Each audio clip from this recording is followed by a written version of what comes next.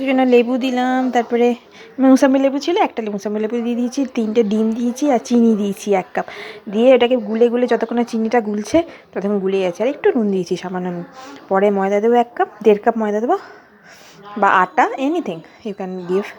আর দিতে হবে vanilla essence দিয়ে আর বেকিং পাউডার দিয়ে বসিয়ে দিতে হবে 10 মিনিট মাইক্রোওভেনে।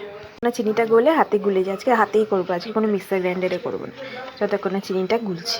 এরপরে ময়দা মিশিয়ে গুলতে হবে। ভ্যানিলা পাগল হয়ে গেছে। যাক, এই কনসিস্টেন্সিটা হবে এরকম রিবনের মতো, মানে আমার 1 কাপ আটা লেগেছে, 1.5 কাপ লাগেনি। এর আটা বেশি হয়ে গেলেই কেক চুপসে যাবে। রিবনের মধ্যে কনসিস্টেন্সি মানে, আর বেকিং পাউডারও দিয়ে দিয়েছি মানে কেকের ব্যাটার ঠিক আছে।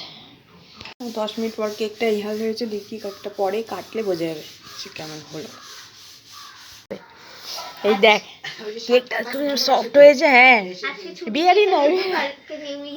বিহারের শাক পাতা খাবে। আরো মাছ মাংস খুব খায়, মাছ মাংস গন্ধ দেখ, এবার গন্ধটা